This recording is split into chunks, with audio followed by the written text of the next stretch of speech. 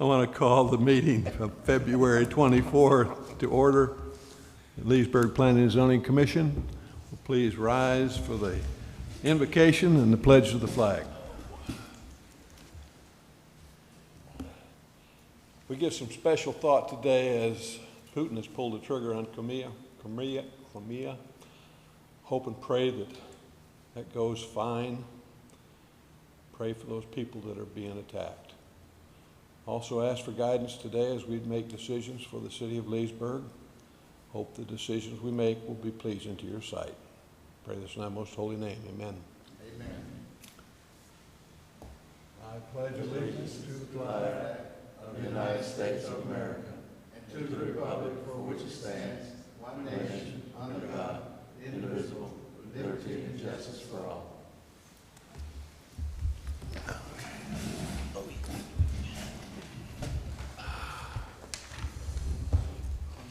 Okay, Commissioners, before you have the minutes of the January 20th meeting. Any amendments, corrections, or additions? If not, I'll entertain a motion to accept. Move to approve. Second. As presented. I have a motion to approve as presented. Second? Second. All in favor signify by saying aye. Raise your right hand.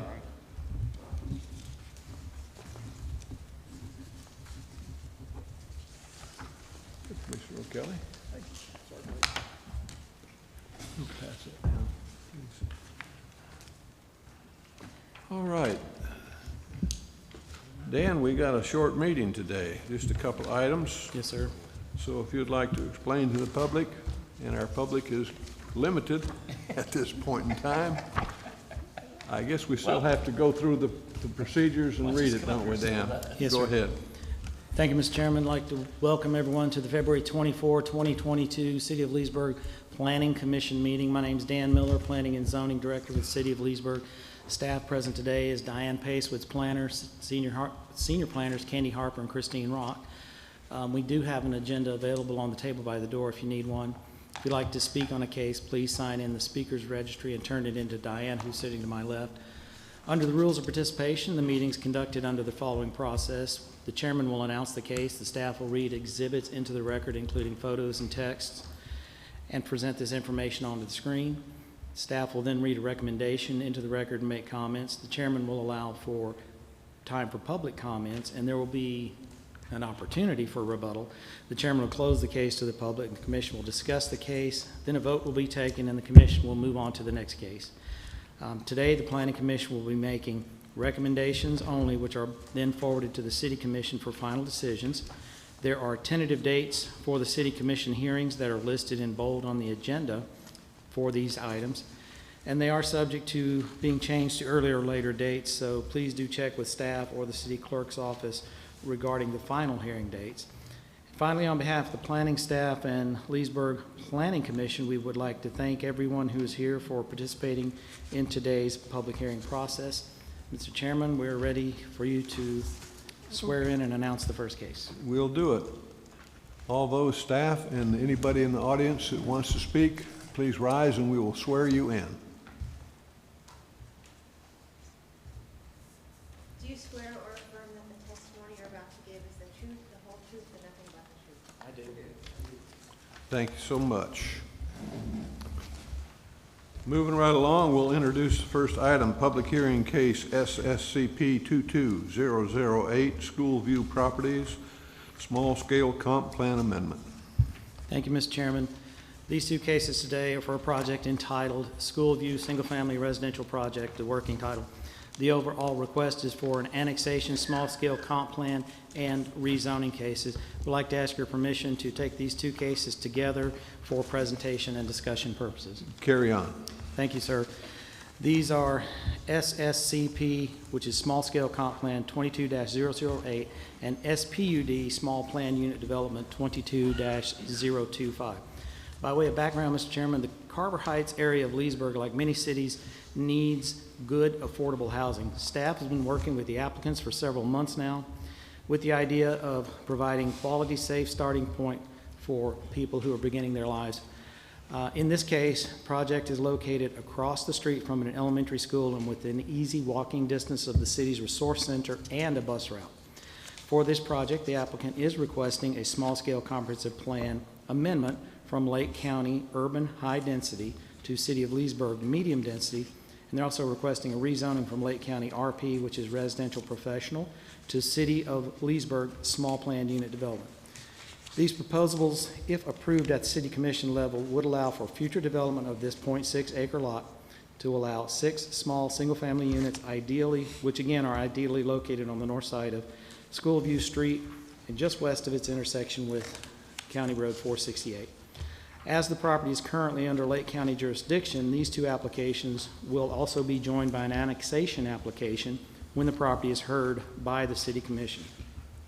Candy Harper, Senior Planner, will present the maps and photo exhibits at this time, which include the aerial zoning, future land use, surrounding land use, flood zone, CRA, Commission District maps. Thank you, Mr. Miller. Before you, on the screen is an aerial of the property. You'll see it does lie just north of Schoolview, very close to the school and also the resource center. Next slide. And the zoning is in Lake County, but what you see beside it is R2 and public inside of Leesburg. And then surrounding the property is mostly Lake County. I believe it's residential, professional, and also a mobile home park type, and then a little bit of commercial. And what we're proposing is a planned unit development for the zoning. And for the future land use, again, it tracks the zoning for the City of Leesburg, high-density residential immediately to the west and also to the south, along with institutional where the school is. And then Lake County has urban high-density all around the property and the property itself. And we're proposing medium-density residential for the future land use. The surrounding land uses are residential and public to the south between the City of Leesburg and the school board. There are no wetlands on the site. It's high and dry. A little bit in the area, but nothing on the site.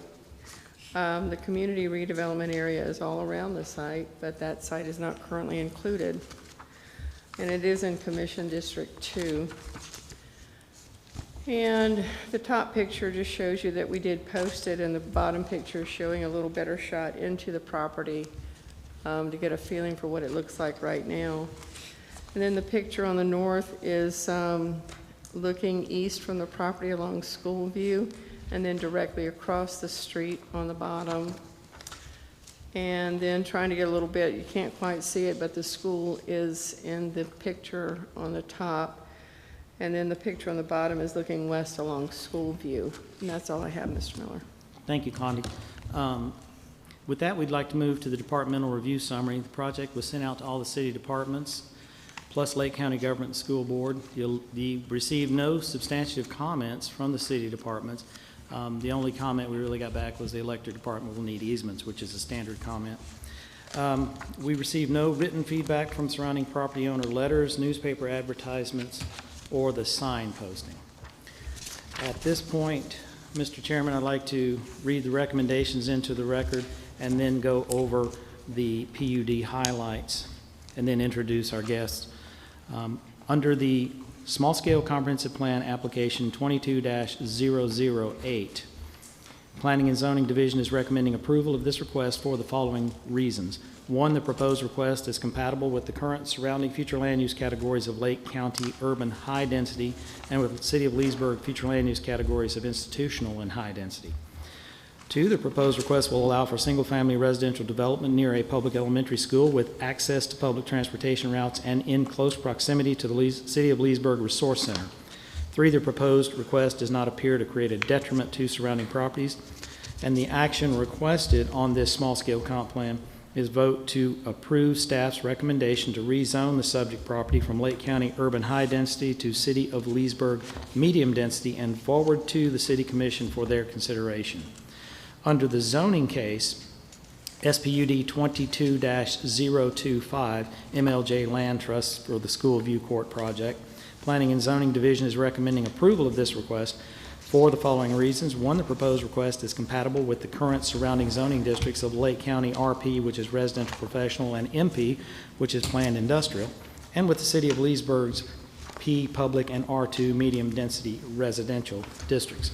Two, the proposed request will allow for single-family residential development near a public elementary school with access to public transportation routes and in close proximity to the City of Leesburg Resource Center. Three, the proposed request does not appear to create a detriment to surrounding properties. And the action requested is to vote to approve staff's recommendation to rezone the subject property from Lake County RP Residential Professional to City of Leesburg SPUD, which is Small Plan Unit Development, and forward this recommendation to the City Commission for their consideration. Mr. Chairman, under this project in the SPUD, if you turn to those pages, which are immediately behind the zoning recommendation, this PUD will allow a maximum of 6 units on 0.6 acres. The minimum house size will be 1,100 square feet. We have required appropriate landscape buffering along Schoolview Street. The entrance has a requirement for appropriate signage to the neighborhood. The houses will have requirements for architectural standards, which are shown in your packet and under exhibit, I believe it's F, and those exhibits in the back of the PUD do meet our architectural requirements. 3, there's a requirement for a small children's playground, and there's a requirement for a separate garage or carport for parking, and a requirement for 1 tree in each front yard. As stated earlier, Mr. Chairman, staff, P&Z staff, have spent a significant amount of time looking at the project, meeting with the applicants, and trying to get a good idea of what they're trying to accomplish. Staff would like to indicate this is a good project to allow for urban development that lies, again, near the school, near walking distance of the resource center, and walking distance of the bus transit line. We feel as a staff that these are important factors in our review and the desire to create or provide accessible housing opportunities in the Carver Heights area. With that, I would like to note there are 2 typos that I found in the document. One is on page 2 of the PUD under development standards. It states that there are 6 acres where it should say 0.6. And on that same page below that, under development standards 4F1C, there's a requirement for a minimum lot size of 6,000 square feet, and that needs to be deleted. This development is going to be owned as a whole with the houses built individually.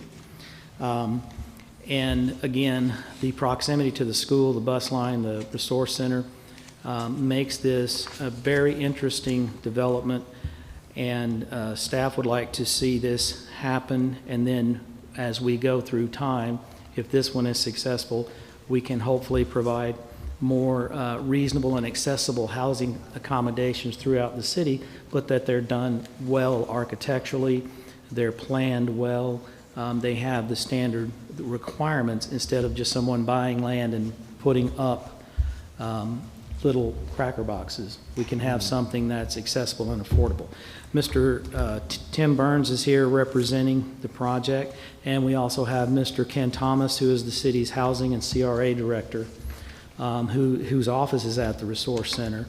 And we both are very happy to have them here. And gentlemen, if you would like to make any remarks or comments. And I've got a question to thank you. first. Yes, sir. You had mentioned about the way the land was set up. Are they going to be when you said the 6,000 square foot lots was not the case? Is it like a condo situation? I would let Mr. Burns answer that question, but basically it would be 6 single-family units, 1,100 square feet minimum unit size, and they're all one driveway coming in, houses on each side of the street, as you can see from the conceptual site plan, and will all be owned as one unit. So if they wanted to sell it, it all has to be sold as one unit. Oh, gotcha. Dan, I'm looking at this conceptual plan, and you have 6 buildings, and then you got this other building to the side. What is that again? Let me get to that page. Should be, okay. The one on the side, are you looking at the Exhibit D? Page 14. Yes, sir. Yeah, that one right there. This one, that one would be the open space. Originally, they want to get 7 units, and that would technically take it over the density limits allowed under the comp plan. Okay. So that area is probably going to have to end up being retention or parking and playground. Well, I see on the other Exhibit E, it shows only 6 units and doesn't show that building, and I was just on Yes, sir, page you're correct. 15. Okay. So it is not another structure. No, sir, it will not be a structure. We should have noted that on here. All right. Any questions from the commission of the staff? I have a question on the math. Okay. We're talking about 6 units on this parcel That is correct. with a minimum of 6,000 square feet per, Actually, we were asking to delete the minimum on the 6,000 square feet. Or will have to be amended. what's the minimum? There's actually not a minimum lot size because all of the lots, it's one lot Right. that will have 6 homes on it. Therefore, if you have to own all of that, and if you want to sell it, you have to sell it all together. Now, the potential for platting and reselling does exist down the road, but we'd have to do some additional work to even see if that could be possible. So we're not building affordable single-family homes, we're building 6 rental properties. Actually, they could be sold. Is my understanding they intend to sell the properties individually, and it may require some condominium type work or something like that. You'd have to have an HOA who's going to maintain the shared spaces. That's correct. There's an HOA requirement in the PUD. Okay, Mr. Burns, Yes, sir. is there anything you'd like to add to this, sir? No, I just want to say that it's been a pleasure to deal with the planning folks. We've been hovering around this property and around Leesburg on this particular piece for about 3 years now. And, you know, COVID obviously didn't help us out, but we came in with the Hardy family, just to go back a little bit, the Hardy family has owned a substantial amount of property in that particular area. And George Hardy and my partner Bob Koch bought the property from the Hardys. And we, under the MLJ Trust, are going to be buying it from Mr. Hardy and Mr. Koch. Mr. Koch is an architect. He is the one that has worked so diligently with Dan and his group. Unfortunately, he's not here tonight. He got stuck out of town, and so he sent the Irish guy. So here I am. Having said that, I've had the pleasure, as I said, to deal with the staff over the last couple of years. Just to give you a little bit more information, we started, actually, the resource center is on the piece of property that the city obtained 15 years ago, and at one point in time, probably 12 years ago, we came into the city with the intention of trying to work out a deal to buy all that property. At that point, it was not feasible. There were a number of factors that didn't make the deal work, but we are located over in Winter Park, so we're 45 minutes from you guys, and this is one of the areas. In fact, I was telling Dan as I saw him walk in, I said, if somebody had come up to the dock and asked me to jump on, I probably would have.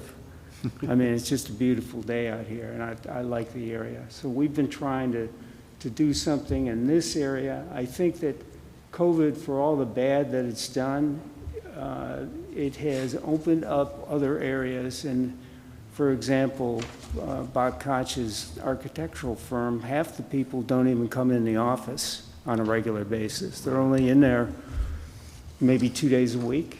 And so it affords them the opportunity to live further away from the office. So the Leesburgs and different outlying areas become much more attractive at that point. And so we've been looking and hovering, and we've been talking to Ken for 3 years plus and talking about you know, where we could help fill a void in some of the outlying areas. Ken turned us on to the list of people that are pre-qualified that he has that he can't find housing for.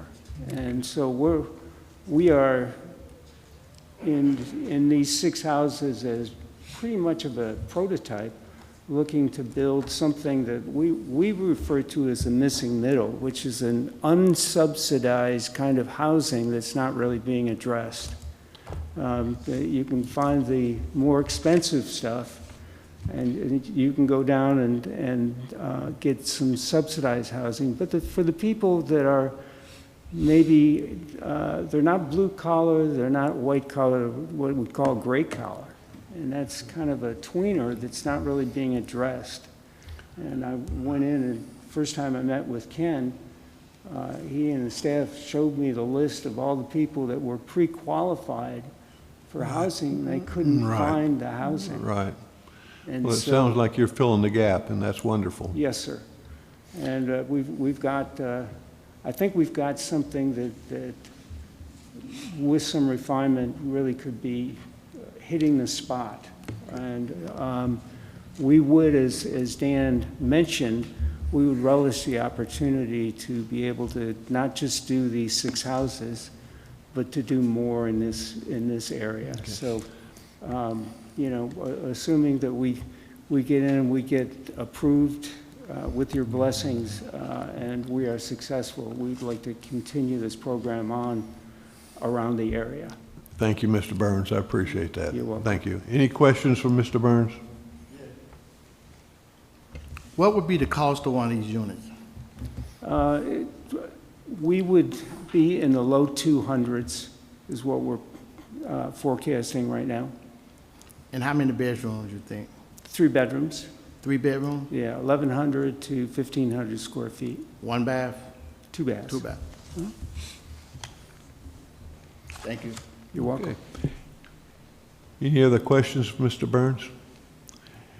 Any other questions or staff? Any discussion amongst the commission?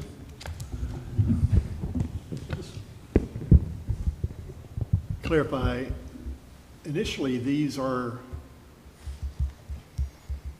going to be rentals, is that No. correct? Or, so No. you're going to go another step and get this, so you can sell these individually then? If you could think of something attuned to maybe a detached townhome community, Right? where each unit, what you're doing is buying from the ground up. Correct. And the underlying land is just owned by the association. In this case, it would be the land trust. So you would buy the physical structure. Okay, so, I got you. It would be like a condominium type? Yes, sir. Okay, thank you. It's not saying that somebody couldn't buy one and then turn around and rent it, correct? We would have restrictions on that within our covenants. Okay. So the answer absolutely is we couldn't ultimately control it. We could control the conditions under which they rented them out. Okay. Any more discussion amongst the commission? Of Mr. Burns or of staff? No, sir, thank you. Okay, I'll entertain a motion, but there's going to Thank you. have to be some amendments to that motion. Dan, do you want to restate those so that we can, that was one was the lot size? Yes, sir. One was a typo on page 2 under development standards stating that there are 6 acres where it should say 0.6.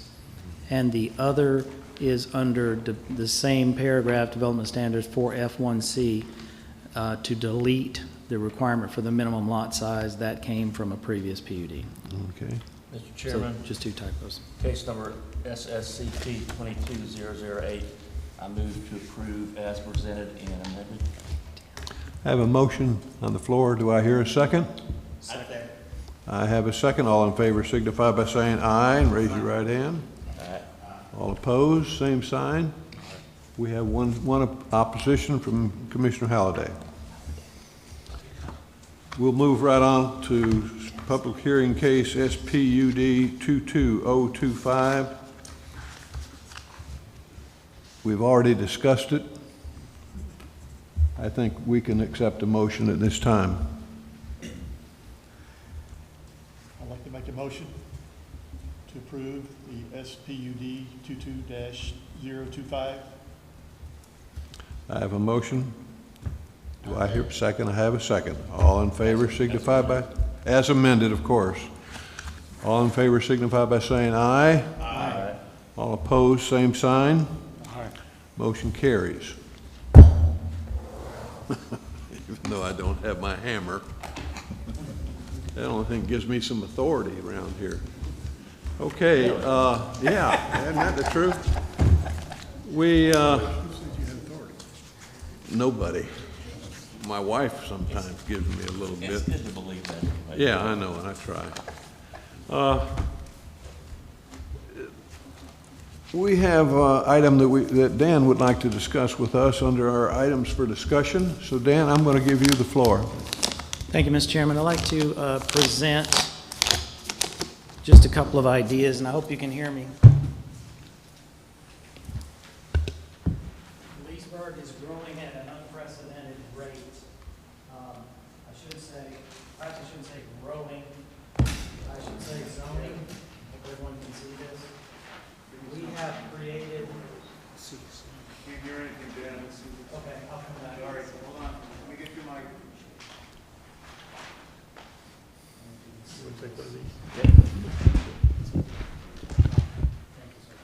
Yeah.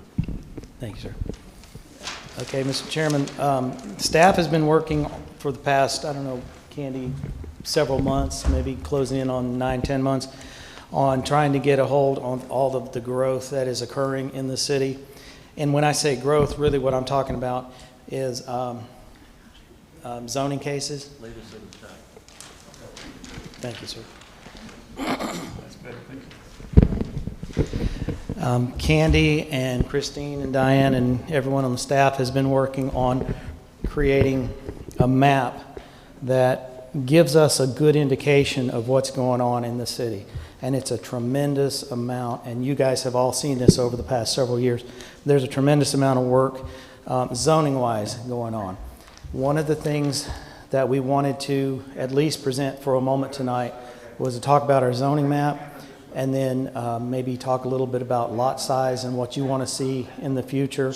We've got some information from the City Commission that we want everyone to know about in terms of dark sky lighting. And what am I forgetting, Candy? We've got the dark skies, lot size, and the number of lots. Okay, so.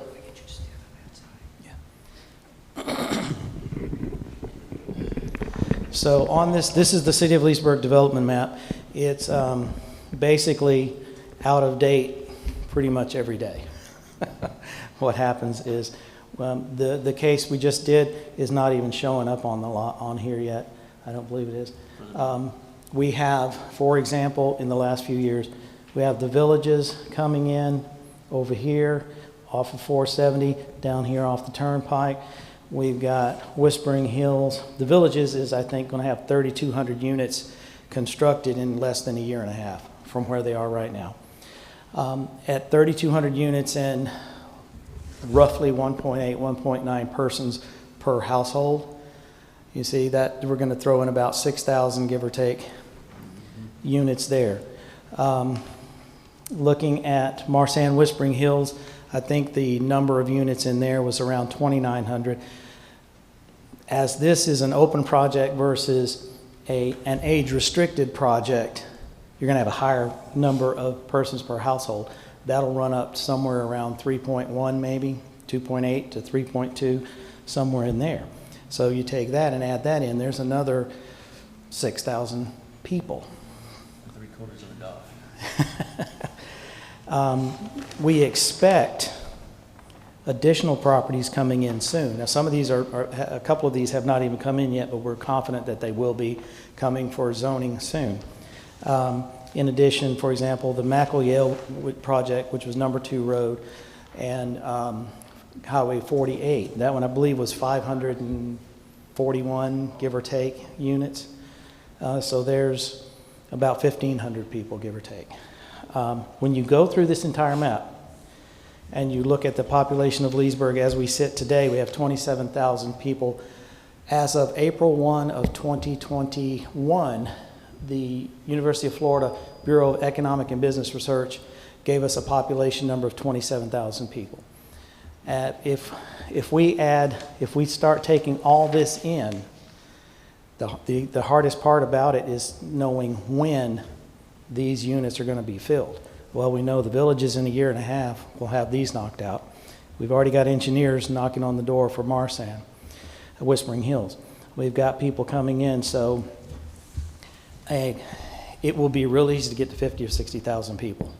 And my guess is 10 to 15 years. Now, world events change things, and what's happened last night and today over in Ukraine could bring everything to a halt. We don't know what's going on with that. But given current conditions and the current rate, Leesburg is going to go from a small city to a medium-sized city. My guess right now, 10 to 15 years. And put that into perspective, come on up 27,441 in Leesburg. 27 right now. It backs up past Lake Harris right now. Would you just figure out where's all that traffic going to go in 5 years, 10 years? It's going to triple, quadruple. Dan, We got a problem. what impact does your office have in regards to DOT for 27? That's a good question, thank you. All of our projects, any zoning project, if it's located along a state road, automatically goes to DOT. They're informed of it. Anything that's a comp plan, particularly the large scales, which are 50 acres and up, they have to go to DOT and they have to go to the state.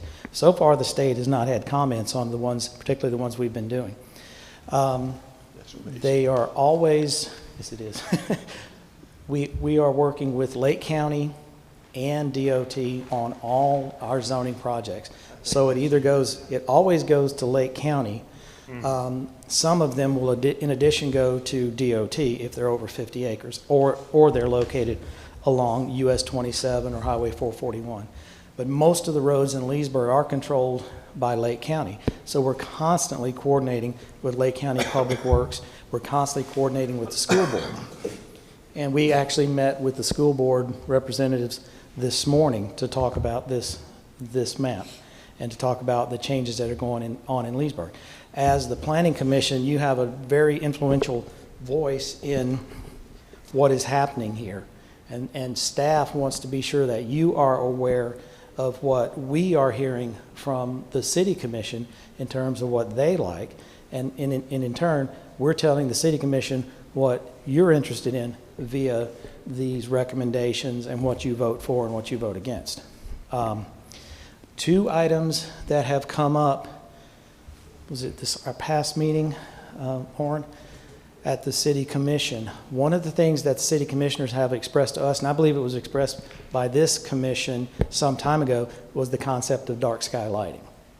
Now, dark sky lighting is basically a principle that, and there's a whole lot more to it than what I'm going to get into, but it's basically a principle of making sure that the lighting on a development stays as much as possible on that development property. And it's not overlit, so you don't create abundant light pollution.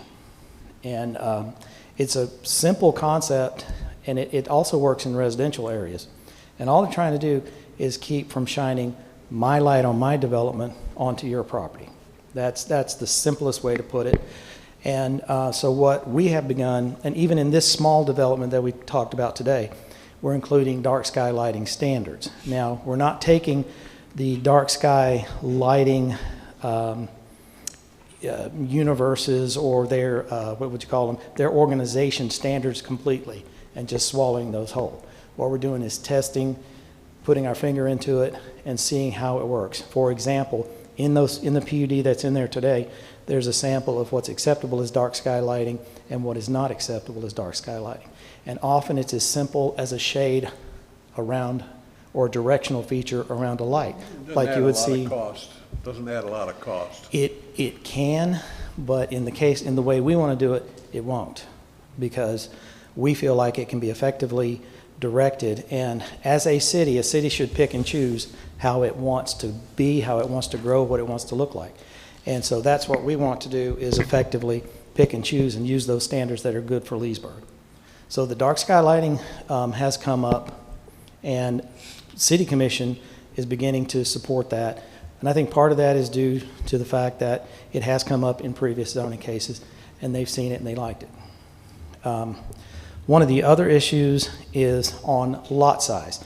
And this commission has been expressing some, I would say, a little bit of frustration in terms of the number of 40 and 50-foot lots. That's what Candy and I have been working on, is to try to come up with some numbers that we can tell you as a planning commission over the past X number of years, 5 years, 10 years, whatever that number needs to be. We'll put the data together to say that the city has approved, let's say, 3,000 50-foot lots, 1,000 40-foot lots, or whatever the numbers are. I don't know exactly what they are yet, but we are working on that. And what does the city want to look like?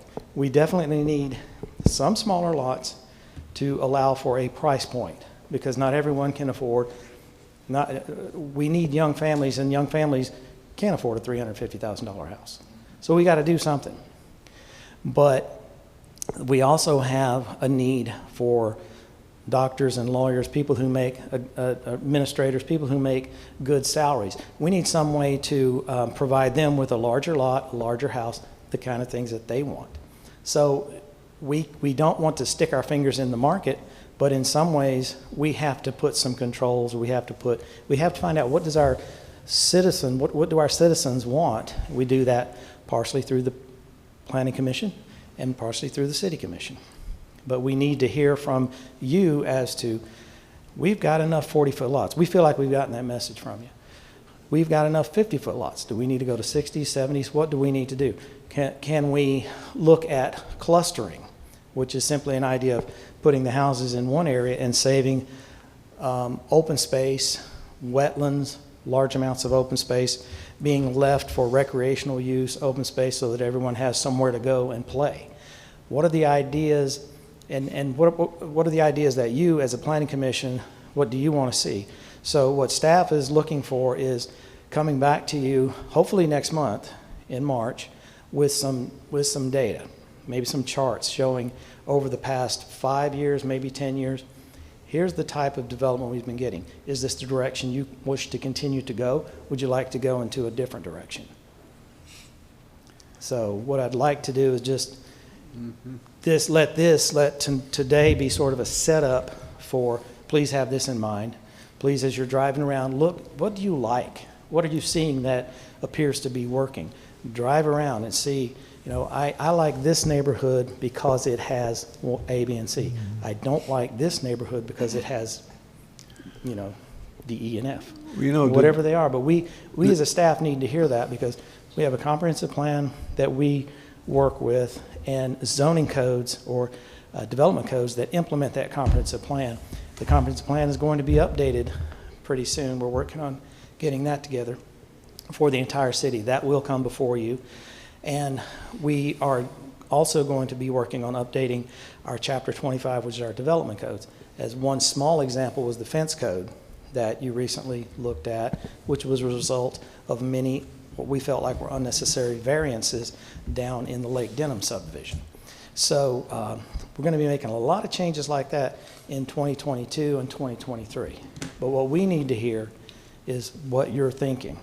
And if somehow we can do that in an open meeting like this, and to hear opinions and to hear what's working and what's not, then we can go back and work on our comp plan and present to you at some point a comp plan that you're proud of and that can be implemented best by the amended development codes.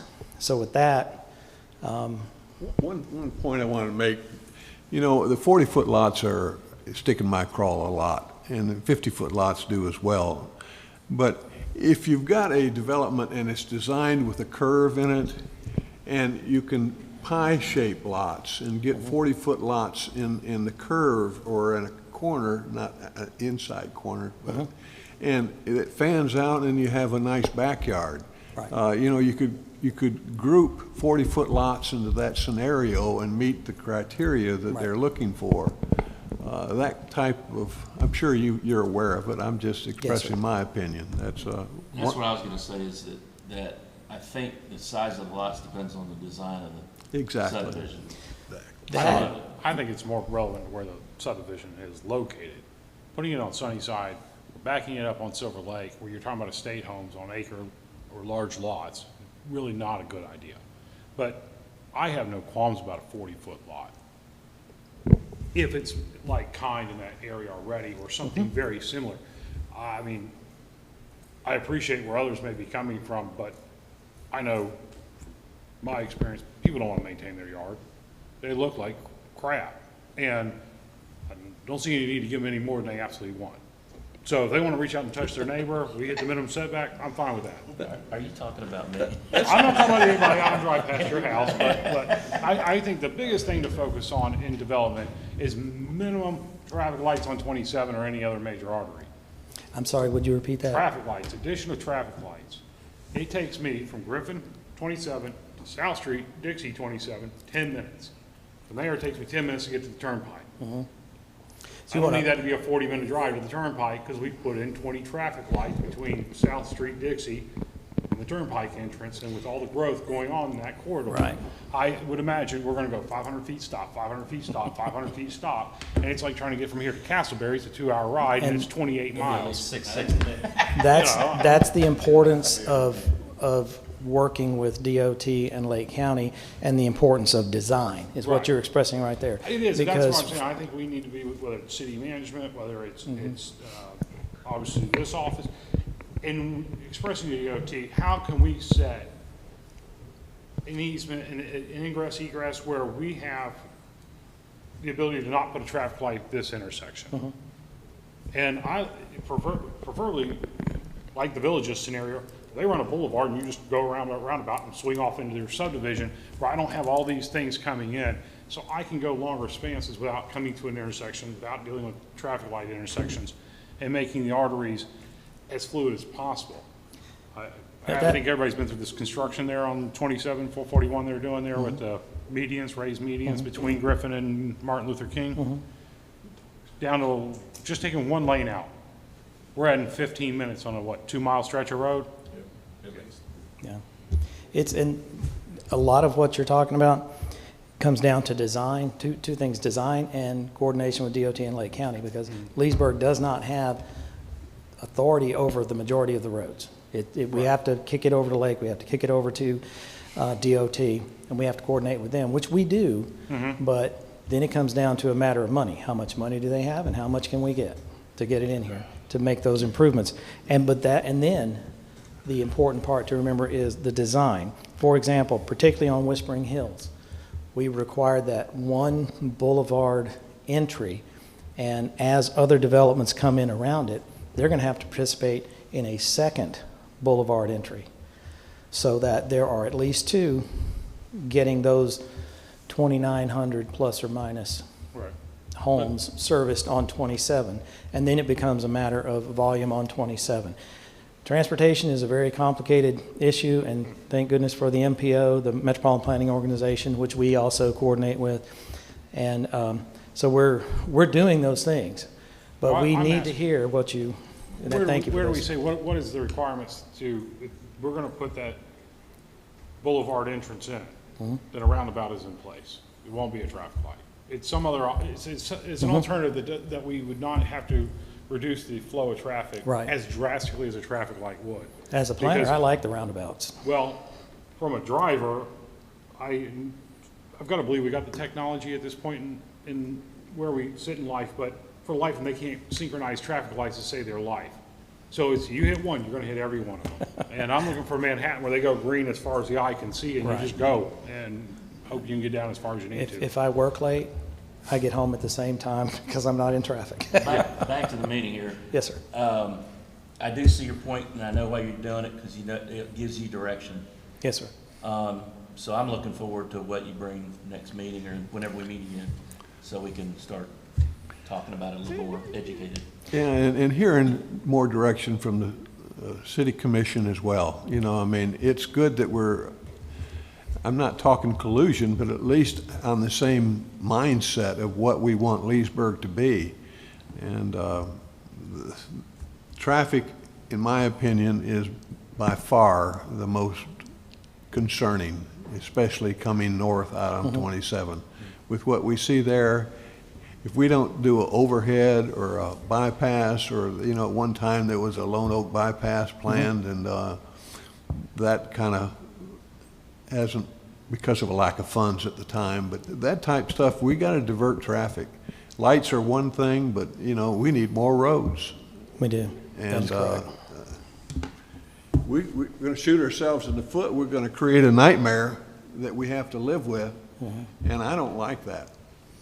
No, exactly. None of us do, and that's why we wanted to bring it forward to Yeah. make It was time you for us to, yes. knowledgeable. And I know that you already know these things, but as long as you're aware that staff is looking at it as well, we are coordinating with other governments and agencies trying to work on this.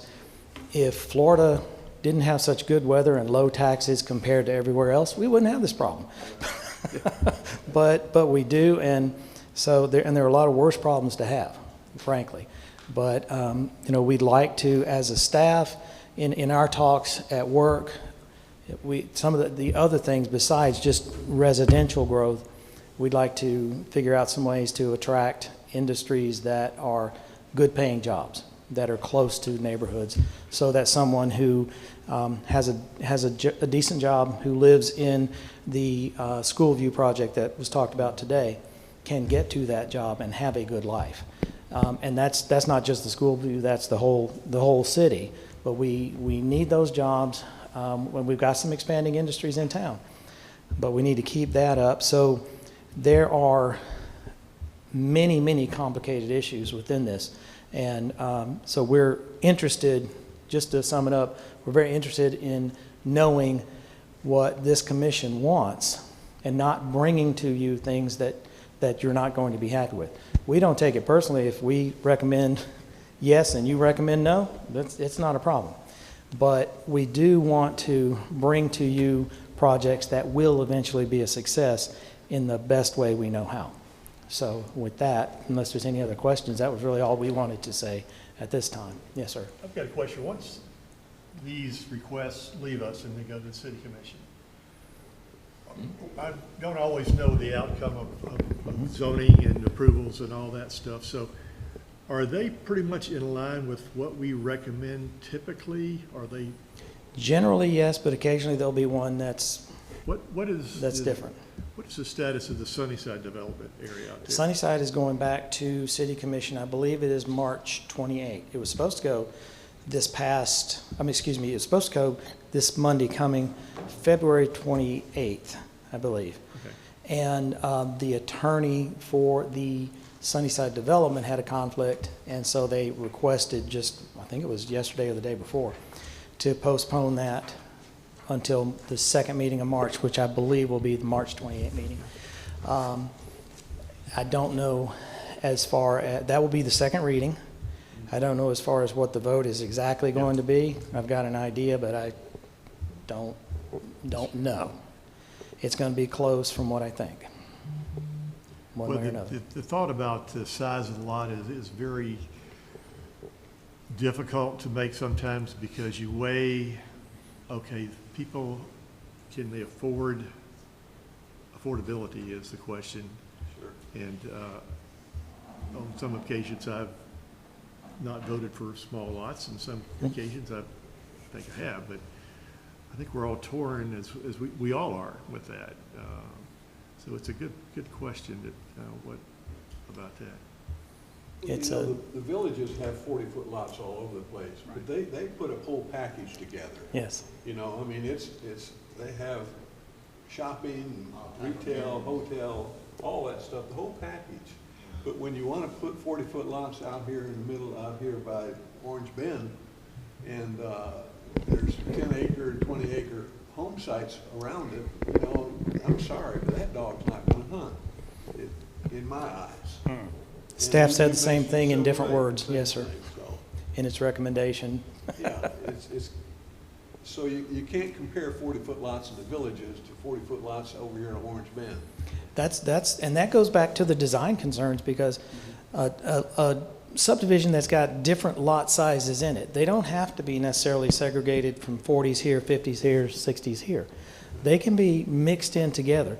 It's about the curvilinear designs, leaving enough open space, creating a package on the house, the facade on the house, that is attractive, yet it's not so expensive that people can't afford it. And that's a real challenge. And with the cost of lumber, cost of steel, the cost of concrete, I know that, excuse me, I know they've come down, but now we've got gas at $3.50 plus a gallon. So wait. it's, Just wait. is right. And, you know, just like these homes we looked at today, $200,000. I mean, my gosh. Right, that's the other thing. You know, too. I mean, but that's the marketplace. Hey, That's what's going on. But who? You can't buy a new home for $200,000. And I think that goes back to the issue of, so they're going to keep the land, condominiumize the houses. And there are two, and I should have brought this up, but there are two that I can think of, condominiumized places in Leesburg. One is a manufactured home property on Center Street, Oak Ridge Condominiums. And the other is over behind the ERA office off of 441. I'm sorry, I can't remember that one. I don't remember if that one's in the city or not. But it's single-family houses, but it is condominiumized so that you're just buying the house and not the ground below. And so it's certainly possible. And that may be one. Another trend we're seeing is there is, within the industry, is developers will get together, buy property, and then build homes for rent. And that's becoming very prevalent. We're finding that a lot of people are talking to us about that. And in general, we just kind of don't say too much, but we don't push it because we don't know how it's going to work out. You can get a 3 to 5% return on that. Where are you going to put your money someplace else? Exactly. Well, the homes for rent is still something, I mean, and I'd be best coming from me of all people, but it's not something to overlook. I mean, unfortunately, there are a lot of folks out there that are never going to qualify for a mortgage. Right. They got to live somewhere. And- And unfortunately, so many of the multi-unit family apartment complexes that we have are rent income based or income based. And if you make more than, you won't qualify. And the problem we have is, right now, we've got a shortage of rental properties as much as we've got a shortage of housing in every sector, and prices are going through the roof. So if we're gonna be able to allow certain folks to continue to afford housing, and those in the rental sector, we're gonna need more variety. And to that point, the reason we have not been pushing for it is we're trying to let it occur in other areas nearby, and let's go take a look at it and see how it's working. And then we find the operators of these where it is working, and we'll call them. Come to Leesburg. But what we don't want to do is be the one city that gets that one operator of that neighborhood, that owner of that neighborhood, that doesn't do it well. We want to find someone who's already done it well. And then when we do that, then I think from a staff standpoint, we'd be more open to it. So, And that's hard to control. extremely. Extremely hard. And that's why we're here. Yeah. Yeah. So just staff is really appreciative of what you do. We understand it's hard. We get it at this meeting and at the city commission We do it meetings. for the big money, Dan. I wish. So thank you all very much for what you do. We appreciate it. Thank you, Dan. Yes, sir. Do you guys have any input on, as far as a restaurant or whatever coming to Leesburg? We have been trying to work with any type of good sit-down restaurant. We have been lately targeting the property down at 27 and 48. We've made a small first effort restaurant location guide, I guess you could call it. But we also need them all over town. Got a nice one right behind us going in. We got a great one coming up right behind us, right? But we're trying to attract those because coming down on the south side, as an example, it's all turning into residential. All those folks need services too. but then over in other That would parts slow of traffic town, coming to Leesburg. it would But isn't that knock development- some traffic down because it would keep it in this area. Didn't that development say they were putting in some shops and restaurants, some commercial space? In that's part Marsan, of- Whispering Hills, Yeah. they're doing exactly that. But there are also needs literally all over the We're city. weak on economic development here in town again, you know? Right now, we Since are. Robert's been gone, Robert Johnson, you know, there just has not been, you know, Right. I mean, I was sat on the committee for years, and as soon as he left, the interest was lost. Right. And That's what we need, you know, either through the city or through the chamber. we do. We need all the economic development we can get, because if you look at this number of homes potentially coming in, we don't have the jobs to support that. So that means you're going to be going to Ocala, towards Orlando, and that's traffic. And that's the issue we roll back to that we were all talking about a minute ago. So economic development is very, Well, I've been in commercial for 37 years. yes, sir. And I bet I've only been called, you know, 5 times from economic development people. You know, and that's a shame. And I would be pleased to present that comment. I mean, I get calls from Sumter County all the time. I'd be pleased to speak to the city manager. Yeah. I mean, he's got a ton of things on his plate, but, Yeah. I but mean, I'll those, sit I'm down sure with him that he would be anytime. interested in hearing that as something that we should be working toward. Cool. Ted, I can tell you for a fact, in the villages, I'm seeing more 50 to 65 people coming in, buying, than ever before. It's still working. Oh, yeah. They're working remotely. Listen, I see, well, never mind. All right, Going well, to start a whole new one? Thank you, Dan. Thank you all very much. Nothing else, we're gonna adjourn the meeting. All right. Yeah, it's hamburger 30. Yeah. I feel you, brother. I didn't have lunch, man. I'm hungry. I had